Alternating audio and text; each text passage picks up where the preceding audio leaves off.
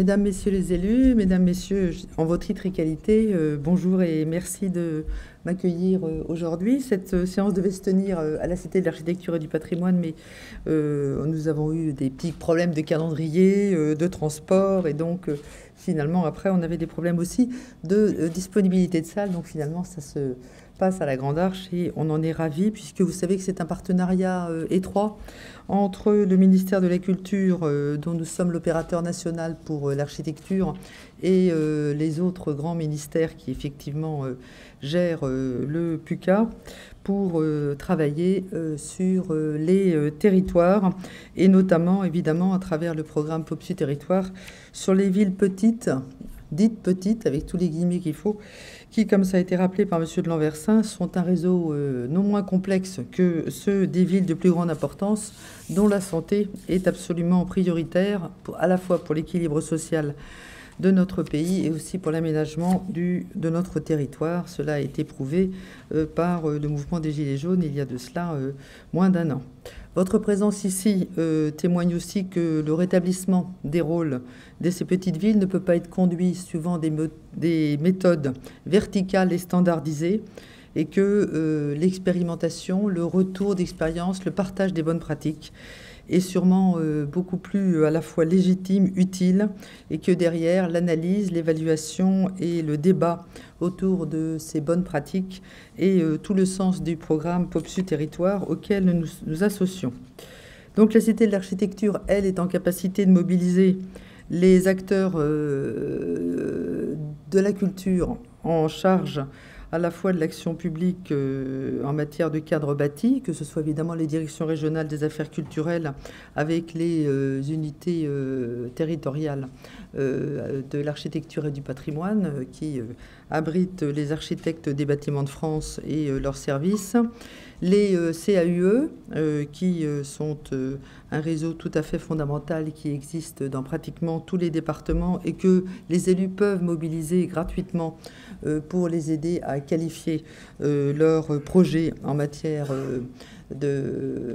d'architecture, les maisons de l'architecture qui permettent de promouvoir la qualité de l'architecture et qui sont plus des outils de valorisation, et évidemment les écoles nationales d'architecture qui représentent un réseau de près de 22 écoles en France et qui sont donc évidemment ancrées aussi dans leur territoire. Donc cette nouvelle vision de l'action publique participative et attentive à l'évolution sur le terrain, c'est aussi celle que souhaite Franck Riester dans le cadre de la mission Valeurs de l'architecture qu'il m'a confiée et que je lui ai rendue pour les Journées nationales de l'architecture, les dernières, donc il y a de cela 4 mois, et qui doivent donner lieu à la prise en compte d'un certain nombre de mesures qui permettront de développer à la fois une culture partagée du projet architectural et en même temps une culture du projet partagé. C'est-à-dire que nous voulons vraiment aussi pouvoir échanger, mieux évaluer l'importance de l'aménagement des lieux de vie. Les citoyens doivent être évidemment au cœur de cette démarche et les villes que vous gérez, mesdames et messieurs les élus, peuvent être aussi le laboratoire d'une action publique à la fois plus innovante et démocratique, car faisant l'objet de besoins concrets. Alors la Cité de l'Architecture et du Patrimoine est donc, je l'ai rappelé, l'opérateur national du ministère de la Culture pour l'architecture. Elle assure aussi, en lien avec l'action Cœur de Ville, son ancrage sur le territoire et justement ces débats et ces échanges autour de ce qu'on appelle le forum des solutions. C'est-à-dire qu'une fois par mois, nous accueillons à la Cité de l'Architecture et du Patrimoine des débats sur des sujets extrêmement concrets comme l'utilisation des rez-de-chaussée commerciaux dans les petites villes, comme les problèmes de l'isolation des centres-villes, le problème de la multiplication ou de la mixité des usages ou des nouveaux usages à inventer pour les friches industrielles. Et donc ces forums des solutions qui se déroulent donc au Palais Chaillot permettent d'échanger sur les bonnes pratiques, les expériences réussies. Et c'est quelque chose auquel, avec le préfet Roland Mouchel-Blaiseau, nous tenons beaucoup, car elles permettent des échanges tout à fait fructueux et de se rendre compte qu'il arrive parfois que la loi dont on parlait ne soit pas appliquée de la même manière en Bretagne et dans le Nord, Pas-de-Calais. Et donc, ça pose des petits sujets d'interprétation et que le fait d'en parler permet de débloquer souvent des sujets tout à fait fondamentaux, notamment, on l'a vu, sur l'exploitation ou l'usage de bails commerciaux innovants pour revitaliser les centres-villes.